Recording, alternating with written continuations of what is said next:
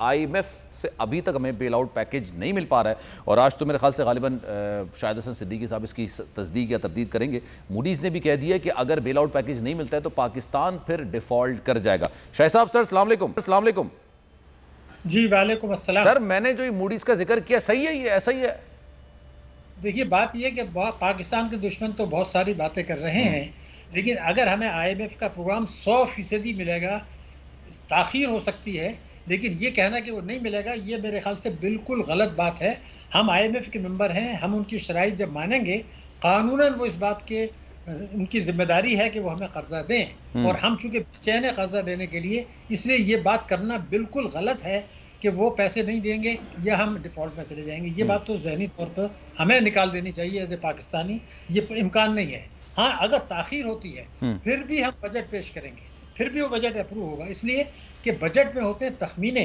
तो हम बजट नहीं बताएंगे, हमें तवक्को है कि आईएमएफ से हमें इतना पैसा मिलेगा, हमें तवक्को है कि दोस्त ममालिक से इतना पैसा मिलेगा। उस तवक्कुआत के बेसिस पर तखमीने में बजट पेश भी हो जाएगा और बजट मंजूर भी हो जाएगा। इसलिए इतना ज़्यादा खौफजदा होने की ज़रूरत नहीं है। हमारा मुल्क है, ताकतवर मुल्क है, बहुत से दोस्त ममालिक हैं, चाइना है जो हर हालत में अपनी मदद करने के लिए तैयार है।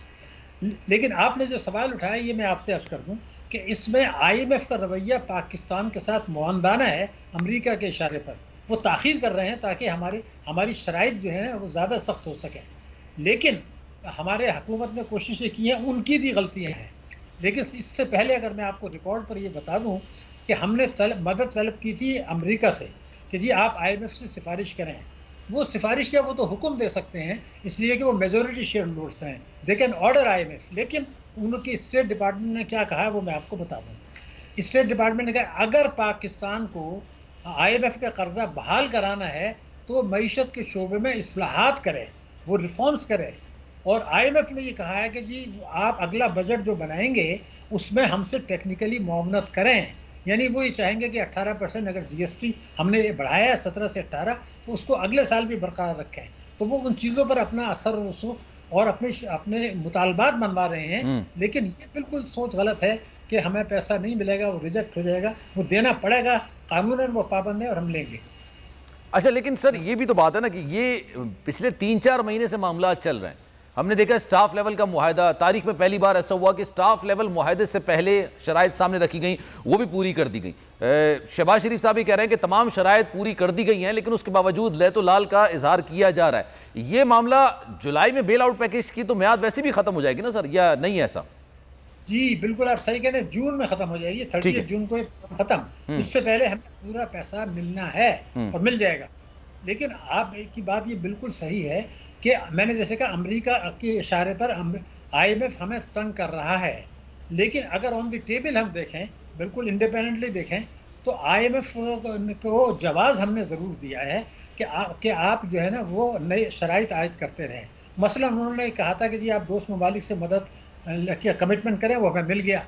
लेकिन एक फिगर सामने आ गया कि बजट, आपको भी इल्म है कि हमारा जो टैक्सों की वसूली में 381 अरब रुपए की शॉर्टफॉल आ गई। आपने देखा तिजारत, तो ये जब हो रही तो इसको आप पूरा करें। फिर वो 21 अरब डॉलर देने की, 21 अरब रुपए देने की बात आई, वो कह रहे हैं इसका क्या होगा। तो उनको जवाब तो मिले हैं। दूसरी बात ये थी कि हमें पाकिस्तान में एक बेयकीनी की कैफियत है। हमें ये भी सोचना है, आईएमएफ भी ये सोच रहा है कि अगर खुदा न खास्ता होगा नहीं, पाकिस्तान में कोई हुकूमत की तब्दीली आती है तो फिर बजट पास हो सकेगा नहीं हो सकेगा, तो वो वेट एंड सी तो ज़रूर कर रहे हैं, थोड़े ताखीरी हरबे भी कर रहे हैं। हमारी हुकूमत पूरी कोशिश कर रही है, उन्होंने भी गलतियां की हैं, शहबाज शरीफ साहब ने भी गलतियां की हैं, डार साहब ने भी गलतियां की हैं। वेट एंड सी की जो आप बात कर रहे हैं सर, ये हुकूमत की तब्दीली के हवाले से आप कर रहे हैं कि आईएमएफ शायद इस चीज़ की वेट कर रही है, क्योंकि ऑब्वियसली सर अभी फिलहाल इलेक्शंस करीब होते हुए नजर नहीं आ रहे। ये बात उनको भी शायद गालिबन पता ही होगी। नहीं, वो देखिए ना, जो हमें बताया वो तो एक अलग बात है। और सूरत हाल ये है कि एक मसला सुप्रीम कोर्ट में भी चल रहा है, उनके भी अपने, तो वो उसका वेट एंड सी का मतलब यही होता है, कल को क्या फैसला आ जाता है, क्या सूरत हाल हो जाती है, वो वेट एंड सी। उनको कोई जल्दी नहीं है, जल्दी हमें है, लेकिन ऐसी भी जल्दी नहीं है कि हम खुदा न खास्ता परेशान हो जाएं। मैंने अभी आपको बताया कि अगर बजट जब हम पेश करेंगे उस वक्त तक भी अगर मंजूरी नहीं आती तो कोई बड़ा मसला इसलिए नहीं है कि हमारा दोस्त चाइना जो है वो, उसके लिए बहुत ज़रूरी है कि वो पाकिस्तान को मुश्किलात में ना आने दे, क्योंकि इस वक्त अमेरिका की जो पॉलिसी, सबसे अहम बात चाइना को कंटेन करना, और चाइना को कंटेन करने के लिए सीपैक को नुकसान पहुंचाना। अगर खुदा न खास्ता पाकिस्तान मुश्किलात में आया, खुदा न खास्ता, अल्लाह ना करे, तो सारे अमेरिका, यूरोपियन यूनियन सब कहेंगे जी ये सीपैक, और अगर सीपैक को पर झटका लगा तो उसका जो बेल्ट एंड रोड इनिशिएटिव है, जो दुनिया के मुख्तलिफ मुल्कों में 1000 अरब डॉलर उन्होंने लगाना है चाइना ने, तो वो कैसे बर्दाश्त कर लेगा। इसलिए अभी तो हमें कोई खतरा नहीं है, अभी तो हो जाएगा काम। मुझे जो फिक्र है वो 2024 में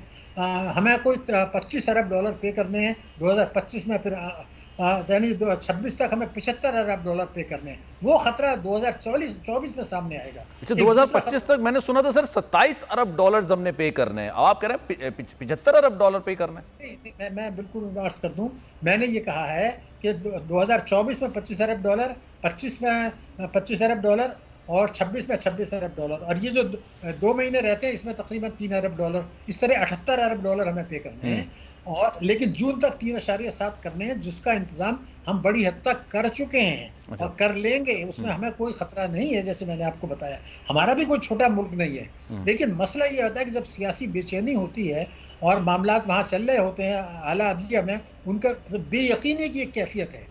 उस बेयकीनी कैफियत में चाइना, वो IMF ये सोचता है कि अगर कुछ तब्दीली आ गई, कुछ हो गया, तो हमारे एग्रीमेंट का क्या होगा। तो वो कहते हैं चलो थोड़े दिन इंतजार कर लेते हैं, इसको कहते हैं वेट एंड सी करते हैं। लेकिन देना पड़ेगा, ये सोचना कि वो इनकार कर सकते हैं। अगर आपको ये वीडियो पसंद आई है तो सब्सक्राइब कीजिए और बेल आइकॉन को प्रेस कीजिए।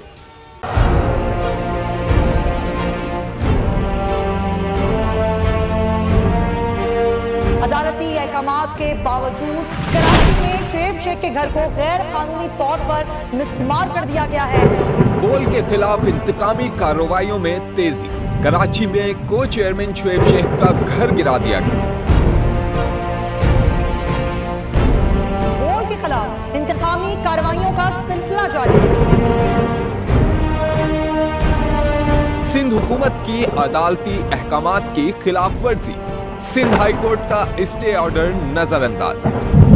सेक्रेटरी बल्दियात Najam Shah, director land Sawal Islam, director anti encroachment Imran Ahmed को नोटिस जारी। Administrator KMC director Saifur Rahman, DIG south Irfan Baloch, SSP Keamari Fida Hussain को भी फरीक बनाया गया। इससे पहले जो जुल्म के पहाड़ तोड़े गए, शुएब अहमद शेख की जबानी सुनी। 60 दिन का वक्त होता है, 102 दिन के बाद मैं जीत गया, केस भरी हो गया, 102 दिन के बाद अपील फाइल की, एक्सेप्ट कर ली। नहीं करते ना एक्सेप्ट, खत्म हो जाता ना जुल्म यार।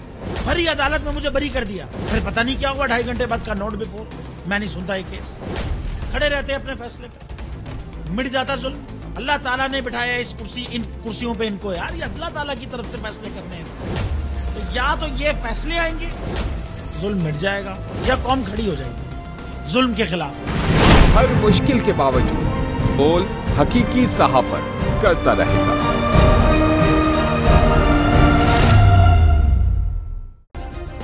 सब्सक्राइब करें और बेल दबाएं ताकि कोई खबर रह न जाए।